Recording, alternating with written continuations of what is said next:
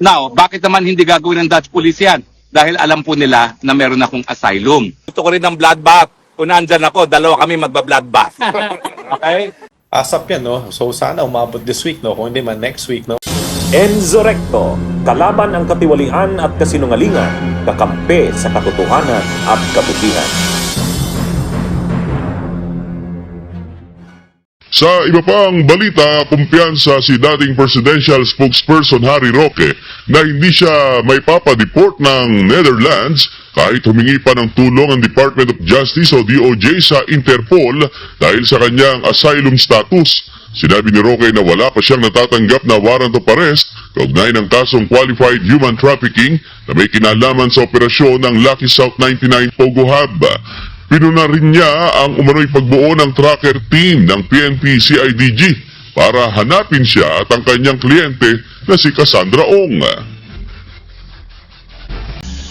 Gayunpaman, bakit po hindi ako natatakot? Kasi ang Interpol po, International Police Organization. Hihingi sila ng tulong na arestuhin. Now, saan pumapasok ang Interpol? Nagbibigay po yan ng notice sa mga bansa na kasapi ng Interpol, kasama po ang Netherlands. So ang gagawin po ng Interpol, hindi po Interpol ang huhuli. Ang huhuli po ay Dutch Police. Now, bakit naman hindi gagawin ng Dutch Police yan? Dahil alam po nila na meron akong asylum. At kapag meron akong asylum, ibig sabihin yan, may karapatan ako na non-refuma, na hindi mapabalik dun sa bansa kung saan ako nanggaling, in my case, Philippines. Dahil ako nga po ay ginigipit at biktima ng unjust prosecution. Roque, nais din ng bloodbath o pag-agos ng dugo gaya ng sinabi ni Sara ukol sa kanyang impeachment. I support her. Dapat talaga umagos ang dugo dahil sa kawalangyaan nila. Diba? Ako nga winawalangyari nila. Gusto ko rin ng bloodbath. Kung nandyan ako, dalawa kami magba-bloodbath. Okay? Humiling ang Department of Justice sa Interpol na maglabas ng red notice laban kay Harry Roque. Ayon kay DOJ Undersecretary Nicolas T. sa panayam, inaasahan nilang may lalabas ang red notice sa lalong madaling panahon. Sir, well, we just read an item kanina in our headlines na yung the case of Harry Roque, of course, there's an arrest warrant already issued by an RTC. My understanding of the headline was that we will not pursue it because there is a pending petition by Harry for asylum. I'm wondering if that is all-encompassing. In other words, we are not going to look at other avenues to enforce an arrest warrant validly issued by the court until matapos yung asylum petition. Kasi, for all you know, that could take a long time. And of course, that's also their justice system versus our justice system. So how does that work, sir? Well, he's invoking the principle of non-refoulement, which says that a refugee, particularly the one who's applying for asylum, should not be expelled from the country where he is in, pending the proceedings for asylum. Nevertheless, the non-refoulement principle, that has a lot of exceptions, no? One of which is if the applicant is actually facing serious non-political crimes in his country of origin. So that's one of the things that Philippines will point out, no, when we write our official communication to The Hague on this issue, because that's one of the things that Secretary Remulla directed us to do, is that upon issuance of the warrant of arrest, we have to put on record that this is a case of prosecution for a non-political crime and not persecution. Mm-hmm. Yes. So yun po yung distinction, making the point na it's prosecution, not persecution. But I'm also wondering about the other avenue that had been used, for example, in the case of the former president, the use of Interpol.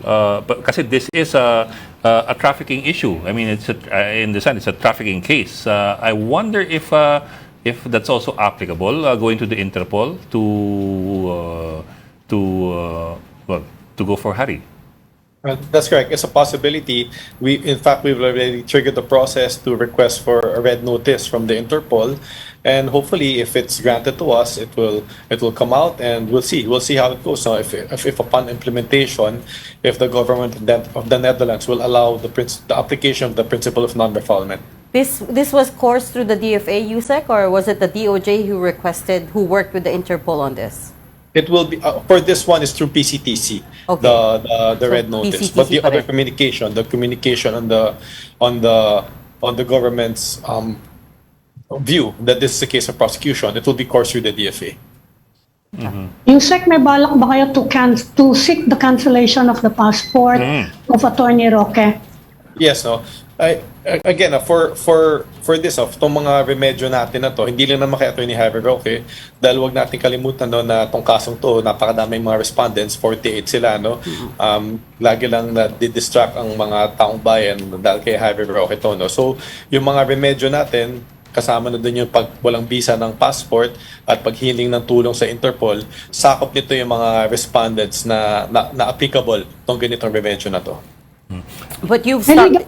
definition ba yung refugee? Kasi yun yung description niya Yes. sa kanya eh. Meron bang international definition yan ng Yes, refugee meron. status? If you have well-founded fear, no, a well-founded fear of persecution for on account of your religious or political views, no. So para sa amin, hindi din siya pwede maging refugee, no, dahil una wala nga persecution, no. This is a case of prosecution and he's being prosecuted not for his political views, no. He's being prosecuted for a non-political crime of human trafficking, no. So clearly, tong fear niya it's not well-founded. When you say you've started the process for requesting a red notice from Interpol, na submit na po yung paperwork, Yusek, and around, what's the timeline here? What kind of timeline are we talking about? When do you expect it? ASAP yan, no? So sana umabot this week, no? Kung hindi man next week, no? But there are certain requirements. Like for example, we have to secure the passports of those different individuals who wish to be subject of the red notice, as well as the cancellation of their passports in courts, no? So among other things, no? So as I said, no, it's not just Attorney Harry Roque who will be subject of these remedies. Several of the respondents who are similarly situated would be subject of these remedies as well. You're coursing it all through the Dutch government, but actually 2 weeks ago I bumped into Mr. Roque in Munich, Germany. So he is Yes. of course free to move around in the Schengen area. Are you aware at this point of his whereabouts? At this point, no. We noted that Germany na. We heard from one source about his being in Germany, and I actually saw your interview with him, so that confirmed that he's in Germany. But at this point, I have no new intelligence on his whereabouts. Sir, what's the difference if you course it through Interpol versus asking the Dutch government to just surrender him because of an arrest warrant? I mean, is there a difference in the way the system will work, and is it easier to go through Interpol, like what happened with the former president here? For Interpol, the red notice is a big deal because it covers not just the Dutch law enforcement, all law enforcement that are members of Interpol. That would be covered as well. No? But it's a good point that you mentioned, no, that we can actually, if we wish to, that's another option to communicate with the Dutch government for not even extradition, but a simple expulsion, no, of Attorney Harry Roque when the time comes. Because if you remember, no, in the case of Congressman Teves, former Congressman Teves, that's one of the options that government was exploring, and not just extradition, but also expulsion as well. Because a sovereign state, actually has the prerogative to expel an undesirable alien within its shores, no, without going through the extradition process. Pero kung expulsion, you need to go through the courts in the Netherlands. Paano yung process doon? Dito sa Pilipinas, immigration authorities lang naman ang gumagawa niya tuwing nagde-deport tayo ng mga banyaga na natin i-deport. So it doesn't have to be judicial, no? Bunyog, bunyog, halikan na kasama ka. Bunyog, kapag buklod ay may pag-asa. Luzon, Visayas, Mindanao, isa ang pananaw. Sa bagong Pilipinas ang bunyog isisigaw. Bunyog.